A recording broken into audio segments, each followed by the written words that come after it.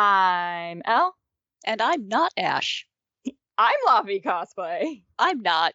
This really is shenanigans, cosplayers say. At this point, we've been back for about 2 episodes. But for this episode, I have the wonderful Laughing Rat back with me today. Hello. You may remember Laughing Rat from our cosplay history episode. You will also hear them in the future on some panel episodes that we will release. Because as you all know, I didn't get around to releasing any of that bonus content during our hiatus for obvious reasons. Things happened. So this episode is going to be about Kitsunekon, but specifically the cosplay contest. So as we kind of talked about with the Crown episode, Ash and I are going to be switching to doing episodes on the conventions that are more contest specific and not necessarily about the con as a whole when we go to compete. Because ultimately we have learned that's all you all really care about is finding out about what the contest specifically was like. So we are going to be doing somewhat of contest reviews, but as we've mentioned, we're not doing like a 1 to 10 scale, like that kind of review, because it's, as we've talked about with judging rubrics, it's very subjective. And we just want to give you like a general idea of what the experiences was like at X contest, and you can use that to decide whether or not it's something you want to participate in. So a little bit about Kitsunekon. It is a small convention in Green Bay, Wisconsin. They have about 4,000 attendees. The contest itself is both craftsmanship and performance based. You do get about 3 minutes for a performance, which is nice. You do get up to 10 minutes for judging, depending on your division, which was a little wild because I haven't had that much time since internationals. Right. I did not need it for this particular convention, but it was really nice to have. And from what I can understand, Best in Show does not require a performance, but it does appear to require craftsmanship. Mm-hmm. So you would need to know that if you intend to compete at this convention. But you can be judged on both craftsmanship and performance. You don't have to do one or the other. Absolutely. So like I entered both when we were at Kitsune. So Beth, you have gone to this convention before, correct? Uh-huh. I adore Kitsunekon. It's sort of like small and cozy. It's just big enough to keep things interesting, but it's small enough where, there's a certain intimacy to it where you're seeing people that you know throughout the day and catching up with people and bumping into new people all the time. So I love it for that. That was kind of my experience with it too. I really enjoyed this little con. Mm-hmm. And I had heard great things about it in general. And we'll kind of talk a little bit about like the convention itself at the end. Just some highlights and some things to be aware of. Food. When you go to this con. But all in all, I mean, excellently run con. Yeah. 10 out of 10. They know what they're doing. They very nail well it run every convention. Year. And their cosplay contest is no exception for being extremely well run. Their contest coordinator's name is April, and she is a gem of a human being. Adore her. She is an absolute sugar cookie, sweetest thing you've ever met in your life. Just on point the entire process, because the pre-con process for this convention was really relatively easy. Mm-hmm. They opened signups. It was about maybe 3 months before. About like that, I think. Yeah. Mm-hmm. It filled extremely fast. So if you do decide to do this convention, it is first come, first serve, and they filled within 48 hours. Yeah, and that was an outlier. It usually does not happen that way with Kitsunekon, but, it could be the case going forward because the vibes are just that good with this con. I was just going to say, I think the vibes have gotten out, and they're now going to get out more because a large portion of our listenership is in Wisconsin. Yes. That the vibes are going to spread.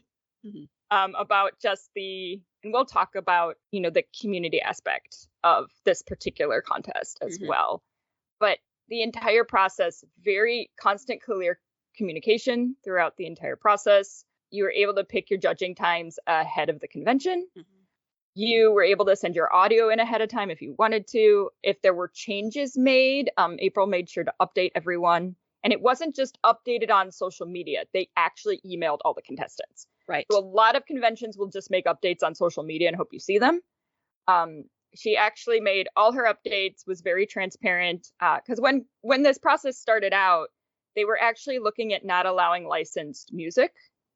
And as they explored and examined the process and took the feedback of the contestants, they ended up changing that. But she was very transparent and upfront with us through that entire process. Mm-hmm. And it was greatly appreciated. Yep. And they did end up saying that we will accept licensed audio. Just be aware if this goes on social media, it may get a copyright claim and we may have to strike the audio out of the video. Which fine. Yeah. Which perfect. is fine. Yeah. We know that's a thing that occurs when you use licensed music. Mm-hmm. More so now than ever. Right. Especially with things like Disney and that kind of stuff tends to get those strikes. But, I was certainly pleased they got rid of that rule because I was like, I really don't want to change my music for this. I mean, I did a performance that actually didn't rely on the music because, gasp, it wasn't a musical rewrite of a song. Shock, gasp. It was stunning. I didn't do a parody of a song for a contest. What? People were very confused by this concept. They were, yes. I don't know if people were more confused about that concept or the fact that I wasn't judging. I couldn't really figure that out. It could have been a mix of both. Yeah. A bunch of us were getting, because they were like, Beth, are you judging? No. Am I judging this year? No, I'm not judging this year. No. Then you're judging? No. You're participating? It's like, yeah. And then I kind of looked back at our track record and went, oh, yeah, we don't really participate in local. You guys don't really do, you guys don't do the local level cons much anymore. And welcome back, by the way. Right? I mean, and we haven't for probably 5-6 years, really, when we kind of started looking back because, back in the day, we were having so many problems with other people being mad that we were doing those conventions that we allowed them to tell us that we can't. And so we stopped. Mm-hmm. But as we've talked about in a previous episode, they need to get over themselves and deal with it because just because we've been international doesn't mean we're not allowed to compete at a smaller contest. Mm-hmm. And we are conscientious of what we take to a smaller contest. Exactly. But that's not a thing. That's not a rule. And I've noticed that people don't care about that as much anymore right now. That doesn't seem to be like a big deal. But I was confused by these comments and went and looked back and went, yeah, we don't. We go to like one con a year and it's usually nowhere near local. Mm-hmm. As we mentioned in the first episode for the season, not as concerned about having the perfect thing for a contest and just participating because I will say it was really nice to just hang out with everyone. That's kind of been my approach to contests where I kind of I will make something small that I'm just going to enter and I'm just going to have fun. And then I will have my other side project, which is the big one that I'm actually competing to win with. And it's really fun to just go in and just be a goof on stage and just hang out with people in the back and make friends and kind of apparently I've got a little bit of a mentorship thing going on with a number of people, which I mentioned to you after this contest. But yeah, it's so much fun to just take something in and just not worry about what you've got and if you're going to win and just go and just enjoy the contest for being a contest. Well, that was kind of my goal with Kitsune was I knew it was a very friendly community. I knew everybody was very accepting in this community. I was like, I'm going to go and try something new. So we'll talk a little bit about what I tried, which you all have probably at this point seen it on social media. But I was like, I want to try a new performance style. I don't want to do it at some big high stakes space. I want to do it in a space where if it doesn't go well, we're not going to have stuff all over social media going Lovey Cosplay actually can't perform. I don't need this right now in my life. So I was like, I'm going to pick a place that's just going to be super accepting. And after everything that goes on stage, it's going to go yippee 500 times, which I still don't know what that is, but I'm assuming it's a meme. I'm not sure what that was from, but I know it's a meme from something. I'm an old AF cosplayer. I have no idea what that was, but there's a lot of yippee, yippee, yippee, yippee, yippee. I have no idea. I don't know. I have no clue. Someone will know and they will tell us. Yes, please, somebody tell us what on earth that was. It was super cute. It was adorable. What is this and why is it happening? I understood cheese. I did not Absolutely. understand the We'll get into yippies. cheese. We'll get to cheese. Cheese has evolved. Cheese has evolved. I'm sure we have not yet. We're banking episodes, so I've not yet gone to Shizukan, but I'm sure following that convention, it will have evolved tenfold. It will have become a whole charcuterie board at that point. Yes. I'm super excited. So can't wait. So once we were at con, they have a designated cosplay room. It's very easy to find. They put it in a location where basically you can't miss it. It's stuck in a corner, no problem. I will say check-in was a little confusing. A little bit. I wasn't quite sure what was going on once we went to check in, so it took a little while. But I also didn't want to I couldn't tell where the line was or who we were supposed to check in with, so it got a little confusing. I wasn't quite sure why we had to handwrite our MC stuff when they already had it. Yeah, that I wasn't sure. But I'm glad that we got to talk to the MC before the show. Yes, absolutely. As an MC, that never happens. Because as I have mentioned to many, many people, typically we don't get the set list until 15 to 20 minutes before the show. We don't typically get to check pronunciations. We don't typically get to get more clarification. You just have to wing it. So I will say it was really great that we got to talk to him before the show, but I thought it was really weird that we had to write out our intros when they already had them. Yeah, and I don't know if that was for cross-checking against what we had submitted or something like that, but I'm sure there was a reason for it. It wasn't particularly clear what that reason was. Yeah, I'm sure there was some reason because they were so organized. Yeah. And when call for rehearsal was also a little confusing. Apparently you needed these specific badge ribbons to get into rehearsal, which and not everybody had them. I did not need the badge ribbon, but I think I went the opposite direction. I think I went through the cosplay green room, and they were just like, "Oh, you're here for rehearsal. Just head back over." And so I did. But they also all know who you are. Yes, so there that probably helps. I think it's a great idea. Yes, absolutely. To have a badge ribbon that designates this person is in the contest. They're allowed to be here. Right. You just have to make sure everybody gets one.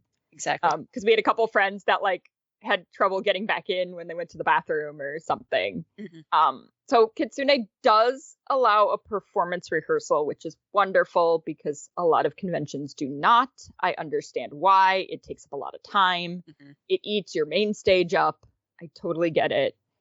What was weird about it was open call rehearsal. Right. Which I think could be better organized in the future, because I love being able to do a test of my walkthrough just to make sure that I've got my points and my whole walk is working. But yeah, having open call, there's a counterbalance to it. I love to be able to just hang out with everybody in rehearsal, and it's like an extended green room. And that was pretty neat, but also, things started to fall back a little bit, and there was a little confusion about who was going up when.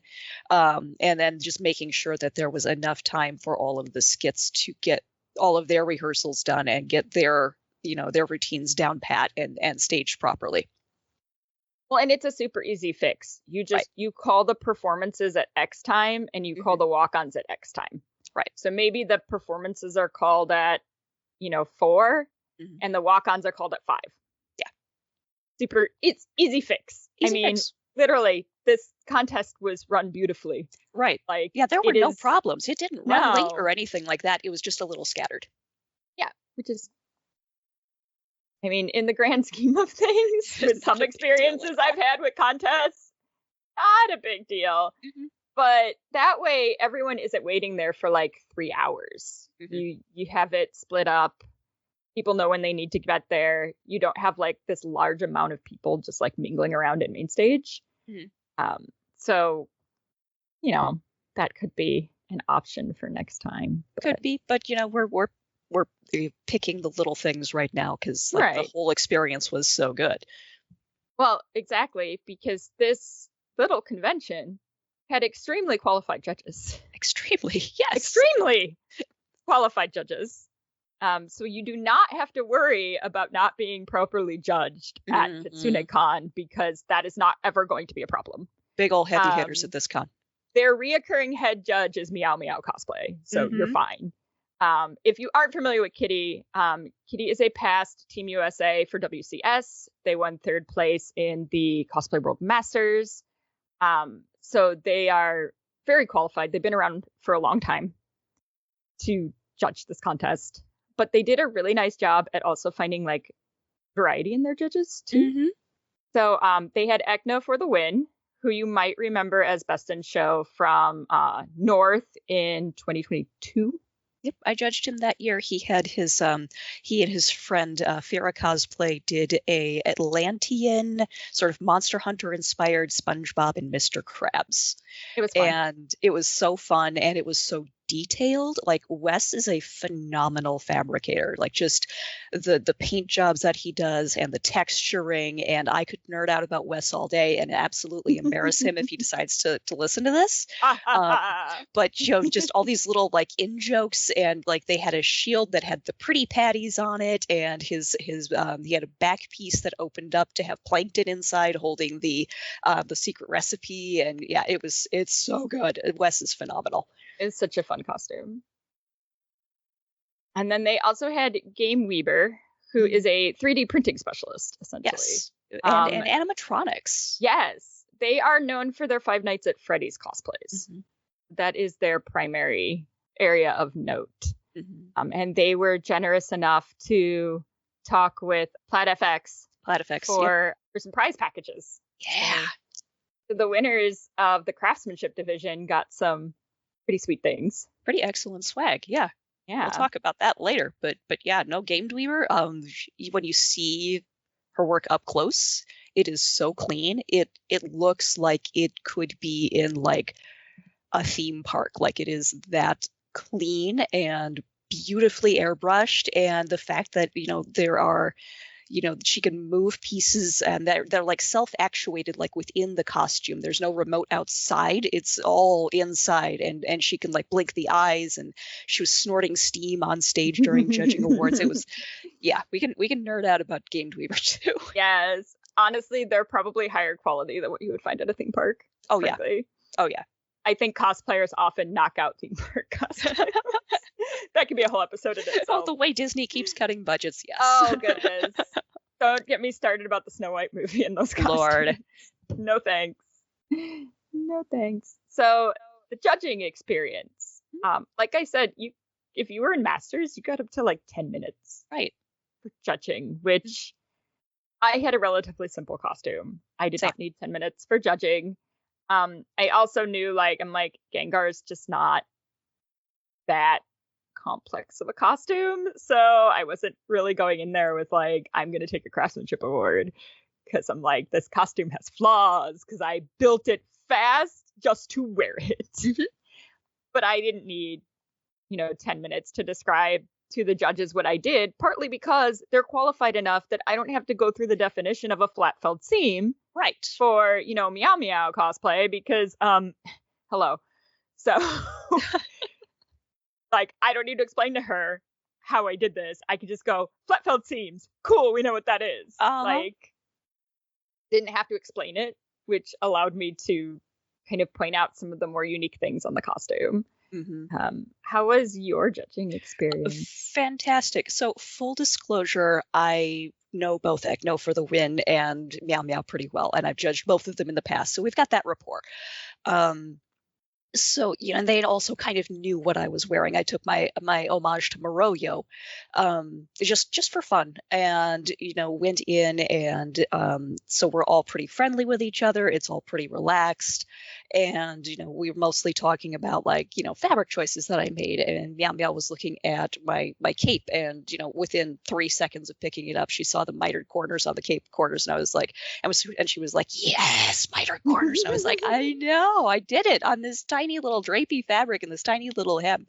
And that was just kind of the vibe where we were just kind of talking about, this is, the flat lining that I did, and this is how I enclosed the hem lines, and this is, these are the stitches that I used to. I also had flat felt seams, and, kind of talking about, fabric choices and why I chose satin versus a rayon, and how I had, tried to kind of, we talked a little bit about design, because I also had an original design. Mm-hmm. And I talked about how I was kind of trying to do what Moroyo had done in 1939, but also add in a little bit of Art Deco and a little bit of showgirl. So we got to, it was enough time to kind of like get a little deeper into the process of creation, which I really, really appreciated.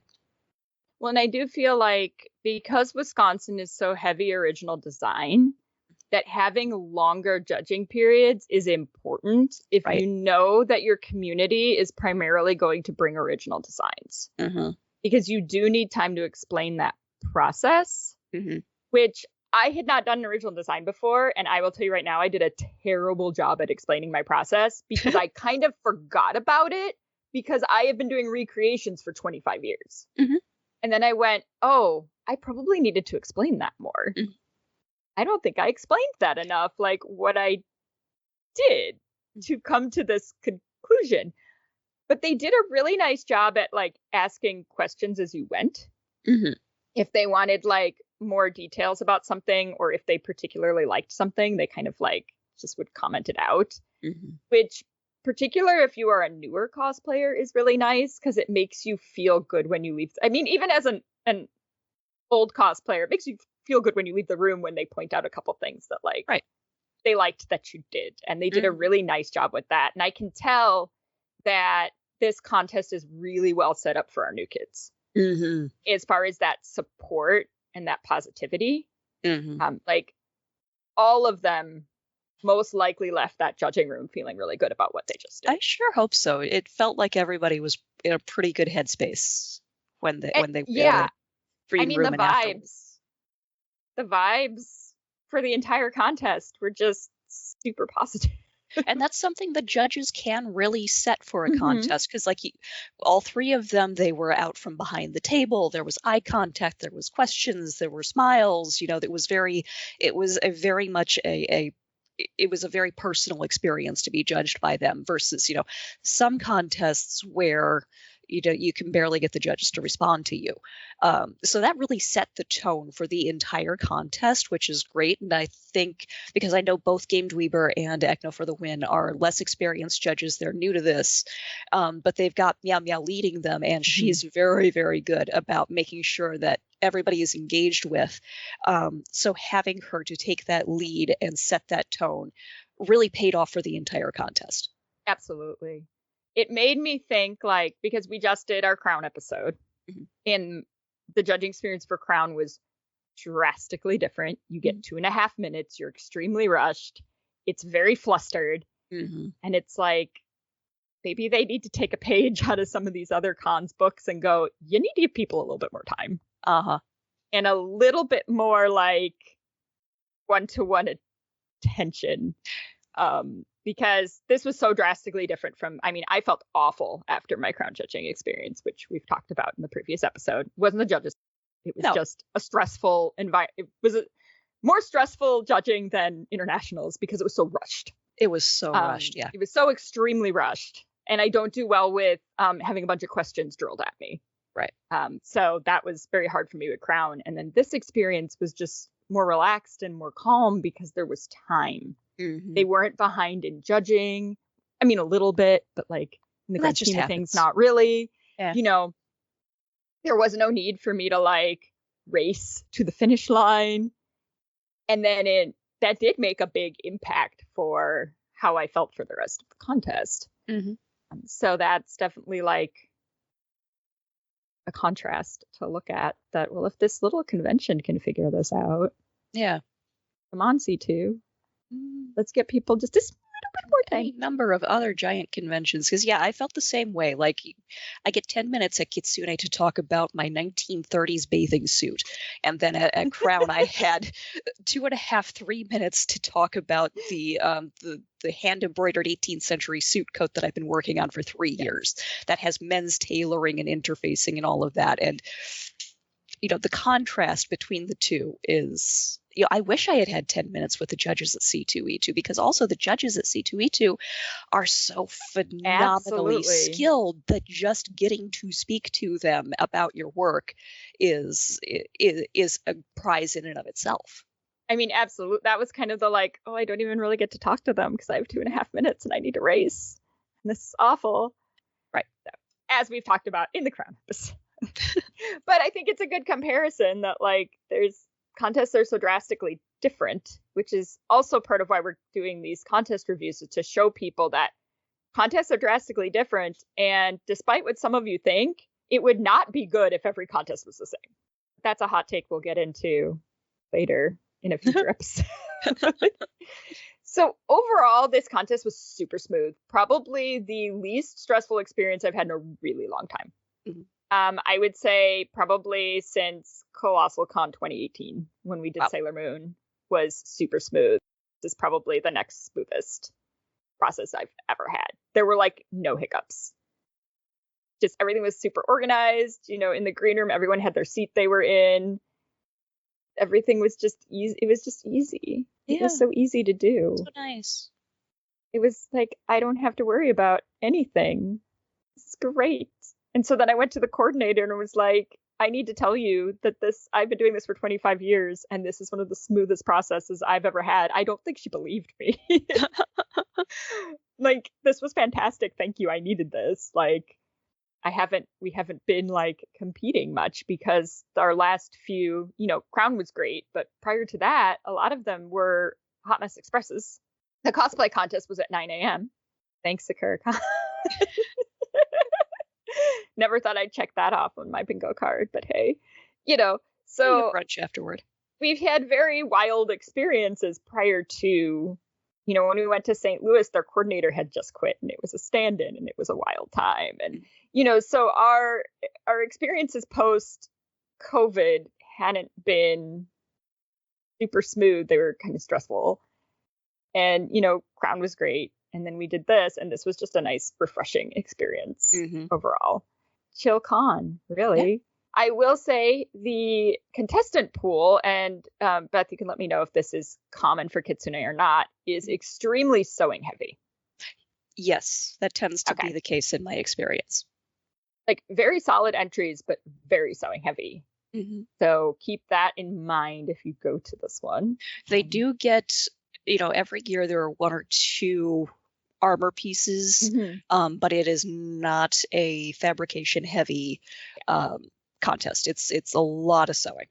Now, I wouldn't say that they're biased towards it or anything. No, I think it just happens to be that in this region, it's very sewing heavy. Right. And they had, if somebody had walked in with a big armor build, they had judges who were absolutely prepared to give it every bit of attention that it deserved. Absolutely. And I mean, the community for this contest is delightful. They're just such a nice, happy group that's happy for everyone, and they're just like cheering each other on. The audience didn't care about the fact they didn't have an intermission. They were just happy to watch the photos go across the screen until someone came back.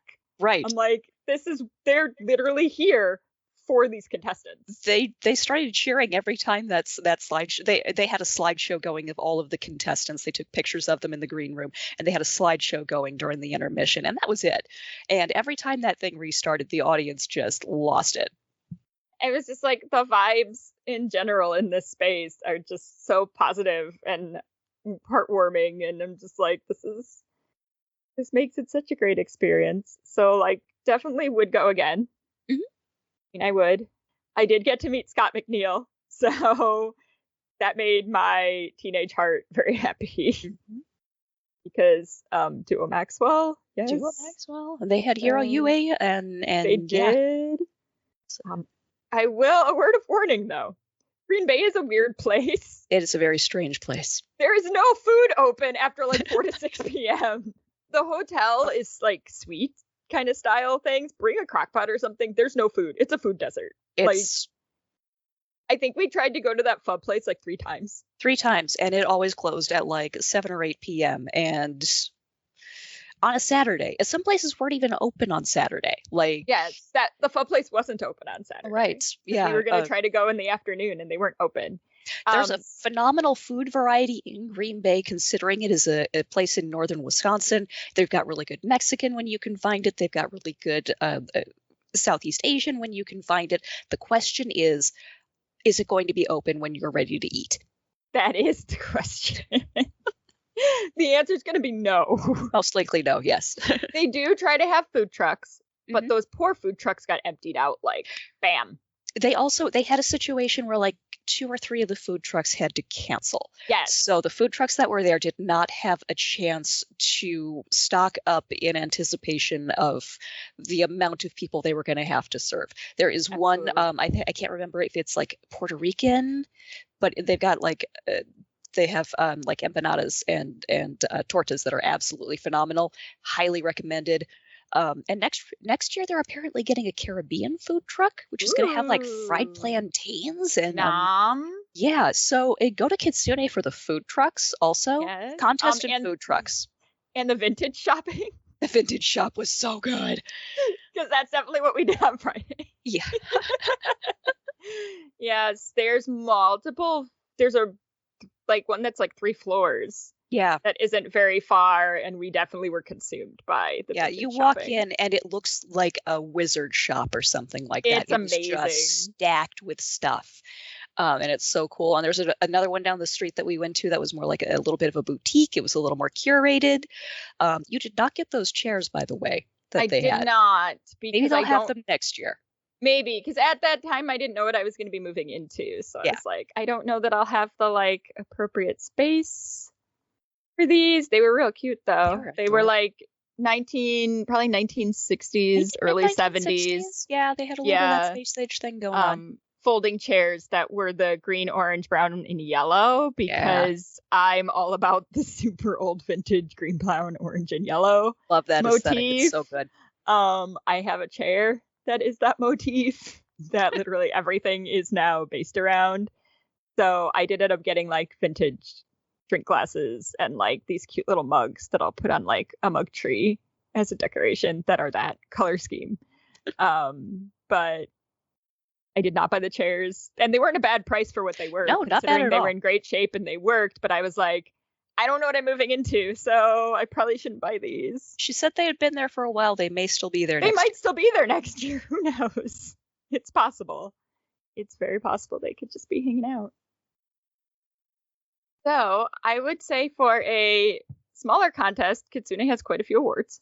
Mm-hmm. They added a few as well, which was a good idea because they had a big spread of people to choose from. Yes, I do think it was very smart of them in particular to add a dance award. Absolutely. Because it is very hard to judge idol dances next to anything else. Mm-hmm. And I do think that was very smart of them to add that award in. Because, well, as a judge, I've experienced this where it's very hard to like judge that against like your standard type of skit against that. Like, right. How do you judge someone who is doing a dance versus someone who has written and scripted and choreographed their own work? Yes. So. And over time, I've just noticed it's easier to give like idols their own category, mm-hmm. and then everybody else goes into a different category because it's just such a drastically different thing. But our winners for Kitsunekon. And I'm going to nerd out about a lot of these because I've been watching a number of these people for years. Please nerd out about all your little mentees that you have on this list because there's a lot of them. Mm-hmm. I look forward to getting to know some of these people more because they were just all just delightful. So Meow Meow Cosplay's Judge's Choice Award was Phoenix Cosplay's Anastasia. Mm-hmm. This was beautiful. It was really lovely. She had that thing where every time I look at a ball gown, I'm like, okay, can I see the bones in your hoops? Yes. And you could not on that dress, and that was great, especially for like I think she was either a beginner or a journeyman. I want to say she was a novice, but I'm not sure. I think she might have been, but yeah, it was beautiful, and she had a great walk on too, where she did a lip sync to the song from the movie. Yeah, lovely. Oh, because we should mention that Kitsunekon allows walk-ons to submit their own audio as well. Mm-hmm. So you do have the opportunity to have customized audio if you wish for Kitsunekon. Ecto for the Win's Judge's Choice Award was Cat Cosplay as Draculara from Monster High. Mm-hmm. Super cute. I forget what the wings, it had like these like spider web wings. I forget what they were made out of. If it was like expanding foam or it might even have been like hot glue or something. I don't remember. But the structure of them was really cool.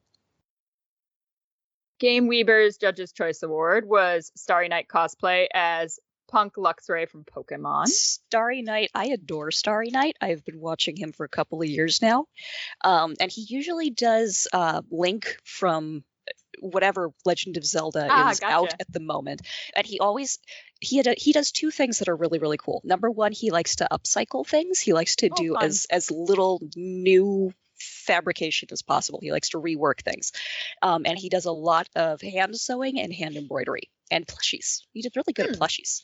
So I think this is kind of like him kind of really hitting his stride, because this had really good design and he had really good fabric choices, and he worked in his embroidery stuff, and I'm so proud of him.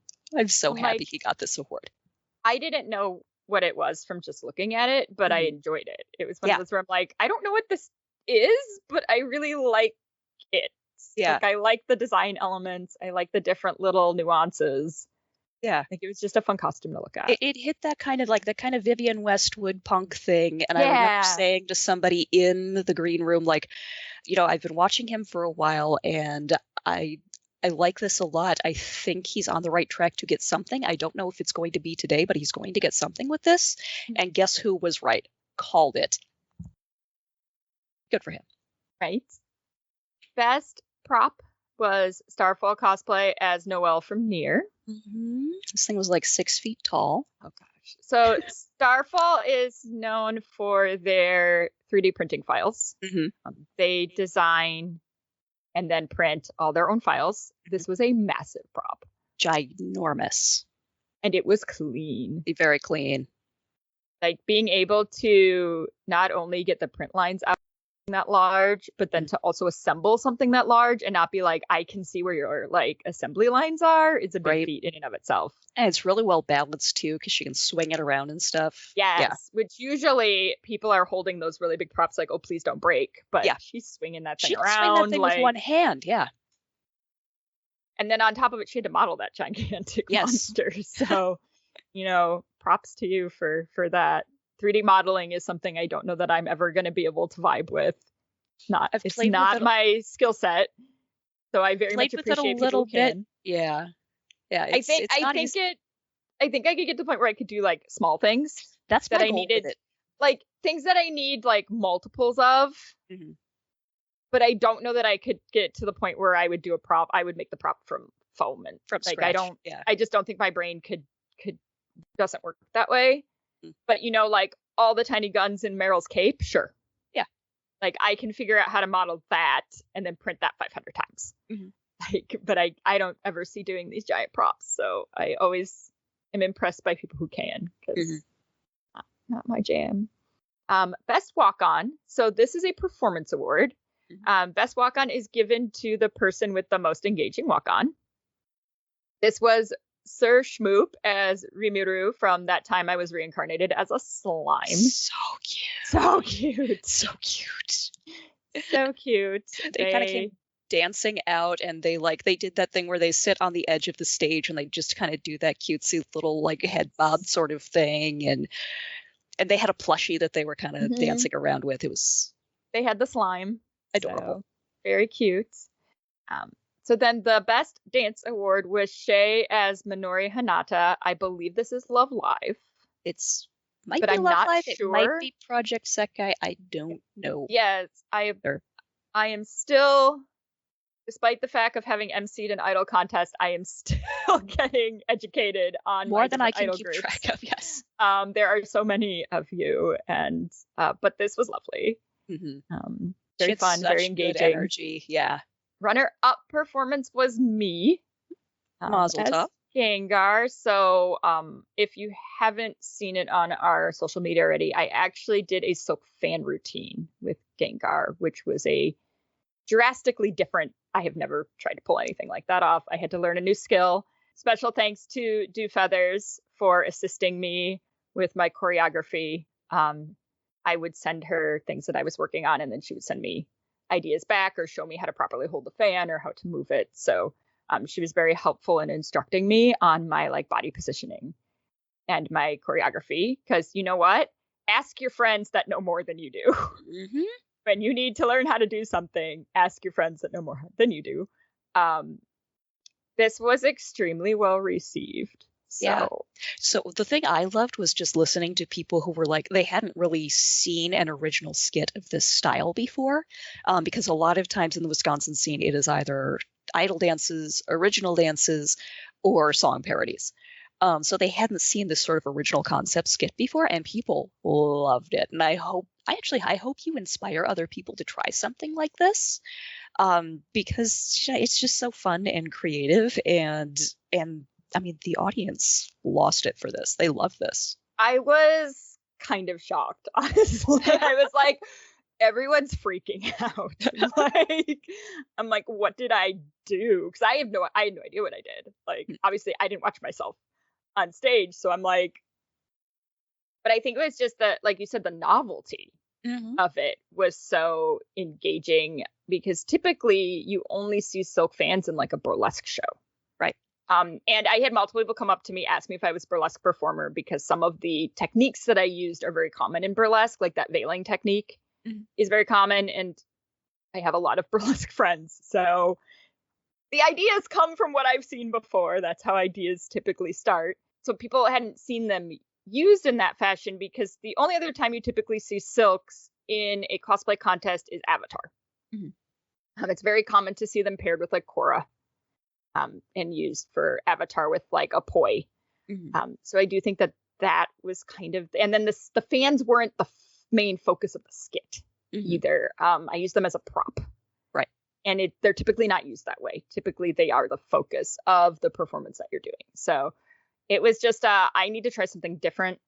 I want to do something new. I'm going to force myself to not fall back on my, fail safe, which is musical comedy, because I know I can do that. Like, we have done that successfully for multiple years. I don't need to work on that. So I do feel like the fans will come back in the future. As they should. As they may come back for a very large project in the future. We'll see. But I do think that they'll be around. I did do Gengar at East as well for a variety show. So it's also a nice thing to have in my back pocket for something like that. But no, it was a good time. So then the best performance was Endless Chaos, which is Dream Endless Cosplay and their friend, who I could not find their Instagram. Could not. But most of their stuff is posted on Dream Endless Cosplay's Instagram. As Charlie and Adam from Has Been Hotel. I love that they didn't use a Has Been song. Right. I was so excited that they didn't fall back and use a Has Been song. Right. Because you expect immediately Has Been song. They did not. They did a choreographed fight scene. I don't remember the song off the top of my head. Oh, I don't remember either. It was a great song choice. Great song. You can watch the performance on Dream Endless Cosplay's Instagram, or you can find the entirety of the contest on Fox Den Media. But it was a excellent choice. Well worth watching. Yeah. They had such great stage usage. They had really good tension back and forth between the two of them. There was a lot of drama to it. It was Dream Endless is another one of those ones I've been watching for a couple of years, and I really think she's got a niche in performance if she decides to pursue it, because this was really well done. Yeah, I definitely went and talked to her after, and I went, so more. Yes. And she's like, oh, more. No. Keep doing it. Keep doing it. You will do more. Yes. Right? You will do more. You will do more. Right? Yes. She wants to petition Magic to bring skits back. I'm all for it. I will join that petition, because I'm still sad that they got rid of skits and have whatever that thing is they have now. Yeah. That I don't understand. It's like you pick a scene from an anime and you portray it on stage. And you portray it, yeah. While it's running in the background. Yeah, not quite sure how that works. I mean, even if Magic wants to have a separate performance contest and a separate craftsmanship contest, something like that, but space for original work in performance is warranted, I think. Originally they did. So they used to have a talent show. Oh, that's right. So on Friday was so the first year it was the talent show, and then the masquerade was like 2 hours later. And then it moved to the talent show being on Friday, and then the masquerade being on Saturday. And then they got rid of the talent show last year and brought in whatever this is. I'm guessing they wouldn't keep doing it if they're not getting people to participate, but it is a little disappointing because unfortunately the Chicago community really doesn't have any performance options. Because it's a lot of Comic-Cons. So to watch an anime convention take that away when it's such a big part of anime conventions was a little disappointing. Yeah. Because I'm not a huge ASEN fan. I know a lot of people love ASEN, but it's a very large time commitment to do their contest. So it's just, come to Wisconsin. We like skits. I guess I'll just go to Wisconsin and do skits because ASEN's at a really hard time of year for us. So between the time commitment on Friday and Saturday, if you're performing, it's kind of rough. So because they have Friday requirements. So that does not work for me at this time. So then our craftsmanship awards. So there's the Rising Star Award, and this award is given to someone that the judges see a lot of potential in. They are correct. A crafter. This was Neon as Yona from Tears of the Kingdom. Another really well done ball gown. Yes. Yeah. Neon is she's a little bit of a protege of Meow Meow, where she's been kind of following Meow Meow's beading work and embroidery stuff, and is absolutely a very good student. So yeah, this was an excellent choice. It was lovely. Yeah. The runner-up novice was Crescent Born as Elias Ainsworth from Ancient Magnus Bride. Yep. And good for him. Fun. He has this was really well done. Yeah, he's been working on this Elias for years, and he finally added just kind of those last final touches he really needed to break through on the award scale with this one, and it's so well done. One of my favorite things about his work is that he does wood carving. So his staff is actually like wood that he has turned and polished and carved himself. And it's just a really cool thing that you don't usually see in a lot of craftsmanship because it's such a specialized skill. So seeing that brought into cosplay is really cool. The best novice was Westward Wizard as Renala from the Elden Ring. This was cool. This was lovely. Yeah. I didn't get a chance to look at this one up close, but yeah, this was really, really pretty. There's a very intricate and I can only imagine difficult hat involved. Yes, it's so tall, and it's got that curve that goes forward, so I'm sure it's got to have some kind of counterbalance in it. Oh, there has to be some kind of counterbalance or it would never stay on. Yeah. So I'm always impressed by those kind of like oddities where you're like, how is that staying on? That's against physics. How are you doing that? Because as a crafter, we all know that that's not meant to stay put. Right. So we're all going, how did they get that to work? Runner-up journeyman was Ren as Marciel from Delicious in the Dungeon. And Ren is another one of Meow Meow's proteges. Been watching her for a while too, and she is just absolutely grown by leaps and bounds just in the last year. Last year she was Meow Meow's, I believe, judge's choice, and then this year she's winning like runner-up journeyman. Last year was like I think her first cosplay, and then this year she's already journeyman. So she has absolutely just put in the work and is putting out phenomenal output as a result. Well, in a monochromatic, anything is difficult to do. Yes. This was a monochromatic strapless ball gown. Ball gown. Black is hard to work with because you don't always get to see the details in black. And then to have to do a strapless ball gown is, a feat in of itself. But you could see the details in this dress. She did a really nice job at accentuating what she wanted to. The fit of the dress was beautiful. The way that it moved was fantastic. Like definitely a fun dress. And that staff that came apart and clicked back together. That was really, really cool. Best journeyman. Speaking of another ball gown, there's a lot of ball gowns. A lot of ball gowns. Cherry Grove cosplay as Jirachi from Pokemon. So this was an original design. This was so cute. It was so pretty. It had a little bit of that Sakizo thing going on where it was a lot of ruffles and a lot of layers, but there were like, gradients to the ruffles, color gradients. There was a little gold sparkle. The Jirachi's ribbon thingies were like tails on a back bow that she had, they had loops so that when they spread their arms, the tails would go up with them. This was so, so, so cute. It's lovely. It's just very cleanly done. Mm-hmm. I just remember going up to it going, this is so clean. Look at I it. remember seeing it in the hallways on Saturday morning and being like, that had better be in the Masquerade, because if that goes in the Masquerade, that's going to win something. Right. Called it again.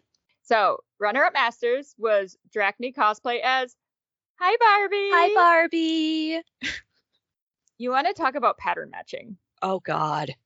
So he is so good. This was the dress that is the pink check. Yes. And the pattern matching is flawless. So good. With a zipper. Yeah. The pattern still matched over the zipper. And the fit on this thing. Oh, excellent fit. Yes. So he was a bump. He entered in Journeyman and they bumped him up to runner-up Masters. Well deserved. He's been working on this for a while, and he was struggling with getting, the fit to work and the patterns to work. And he finally got it to where, it was ready to go on stage. Knocked it out of the park. Great example of just because it looks simple doesn't mean it can't win. No. Because if you have qualified judges, it sure can. Mm-hmm. Because I would have 100%. Yeah. Mm-hmm. I am impressed. This pattern matching. So impressed. Because as someone who struggles with that, that is a big struggle for me to pattern match like that. I just really appreciate it when it happens. Mm-hmm. Because that is a very, very hard skill for that kind of a pattern. And he had such a cute walk on too. His middle pose was doing the step out of the shoes thing. That was so cute. Yes. He brought it with that walk on. And Best Masters was you. That nerd. Yeah, you didn't plan on winning anything. I was just going in for fun. I was like, you know what? I'm not gonna win anything. And then I did by accident. I apologize to everybody. Stop being good, Beth. Again, clean and sophisticated work. And just win a contest. A very simple piece, but I had things like where I had done flat felt seams on the inside. I had flatlined the bodice to give it a little bit of structure, and then I had hand whip stitched the seam allowances down to keep them from bunching. And I had mitered corners on my cape, and it's just the little details, and especially that interior work. That's the place where I tend to get a lot of points personally. Yes. I've been told this by judges before, is that I'm as focused on the inside as I am on the finish of the outside. It is. So yeah, that was a fun win. And you know what? And I also just wanted to go in because I want more people to know about Mother Moroyo. And I did my cosplay history panel the day after, and I had people who were in the panel because I had worn her in the contest and won that night. So you know what? It paid off. Well, we'll just keep carrying her legacy into Costume Con. Yes. We're going to be cute. We're going to be the most precious that has ever been precious at Costume Con. Whether or not we're allowed to enter the contest remains unseen now. We'll find out. But yeah, I feel like something like Kitsunekon versus Costume Con, I mean, it's such a difference in skill levels overall that, because like Costume Con, we're going to be going up against people who have been doing this for 40 and 50 years. Oh, yeah. I feel like they're going to go, that's fine. That's fine. I mean, I guess we could always do cheese. Cheese. Speaking of cheese. Cheese? Best in Show was a Lollipop-chan cosplay and her partner as the Cheese Wizard. Cheese. Oh my god, these costumes. They make me so happy. This was unhinged and I love it. Very unhinged original design. And I don't even know where do you begin? The hat is a charcuterie board. Yes. She made salami. It's so, and a lot of the foods were actually like resin casted actual food. Resin cast, yeah. She actually like coated Cheez-Its in resin, and the staff was like a giant pretzel stick, and she cast little salt crystals to put on it. Yes. And the tiny pieces of cheese were actually the cheese that we have that Phil has at North. She was like, look, I have your tiny cheese. There was Excellent. cheddar, and there was Swiss, and there was Colby Jack, and yeah, The top of the staff is like cheese balls cheese balls in a in a sphere. jar. Yes. Like, it's just, I can't with These- costumes. These cannot just be described. You have to see these in person. You do. You Like, need these to. are ones that you keep looking at them and you keep seeing more. I really loved that his beard was attached to his glasses. Yes. So when he wanted to get rid of his beard, he just took his He glasses just took off his glasses. which was great. I can't with this costume. No, like, just go to Fox Den, watch the walk-on of these. God, and they walked out to Bardcore Slim Shady. Yes. Like, Lollipop Chan made the mistake of telling what they actually wanted to walk to, and now we've developed this whole giant D&D cheese thing that is occurring between all of us. Don't ask a bard to reread a song. No. Because now you're going to get a cheese bard and a reread of a song, because that's how this goes. As I said, I'm sure this has evolved tremendously after Chizzy Weekend. Yeah, this is But, you know, this is just gonna go down the rabbit hole, and yeah, cheese. Yeah, I know you want to do cheese bard. I was thinking doing cheese cleric, but now I'm thinking cheese druid, because then I can cover myself in mice. Oh, cheese druid. I do have, like, I've got all these rats. True. And cheese druid with actual rats could be a thing. Would be cute. Yeah. That would be really cute. That would be adorable. You can still be our cheese pope as a druid. Druid cheese pope. Yep. Druid cheese pope. Mm-hmm. The Church of Cheese-It. It's fine. Yep. High priestess of cheese. High priestess of cheese. There we go. It's even better. You can be the high priestess of cheese. So that was Kitsunekon's cosplay contest. So again, Kitsunekon happens in mid-July in Green Bay, Wisconsin. So if you are interested in their contest, you'll want to check in around like April-ish for the contest applications. They're very good at updating you on social media. So if you join their social media on Facebook and Instagram, you're going to get all the information you need way before you actually have to do anything. Mm-hmm. So you don't have to worry about suddenly it just being like contest application. No, Kitsune is very good about keeping everything updated, everything up to date, and they're very, very responsive in my experience. If you message them or post something in the socials groups, they will get you an answer.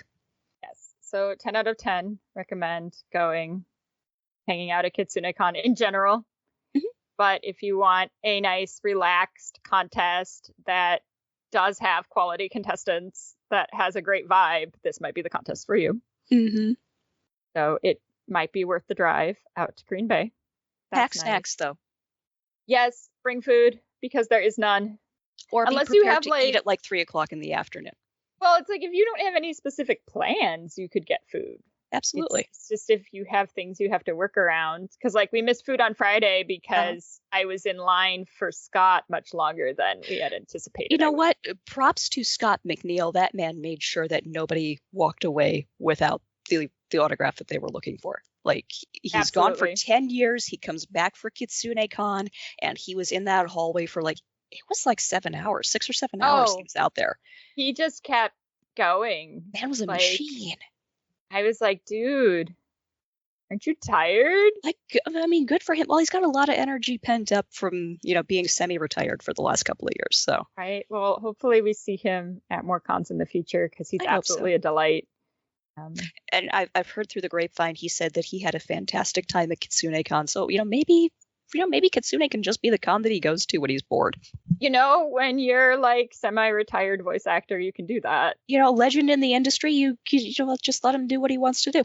Well, that is it for our Kitsune episode. Yes. I am still Elle. I'm still not Ash. That's right. Thank you again, Laughing Rat Cosplay, for joining me. Thank you for having me. And this is Shenanigans Cosplayers Say. Bye. Bye. You've been listening to Shenanigans Cosplayers Say, produced by LVC Productions. You can find us on Facebook, Instagram, Twitter, TikTok, Twitch, and YouTube at Lavi Cosplay. Our podcast Instagram is Podcast SCS. Our website is lavicosplay.com. Have a fun, crazy con or cosplay-related story, absurd cosplay question, or just something in general to share with us? Email us at podcastscs@gmail.com or DM us at podcastscs or Lavi Cosplay on Instagram. If you like what you heard, please rate, review, and subscribe on YouTube, Spotify, or wherever you get your podcasts. Thank you for listening, and remember, just because you can doesn't mean you should.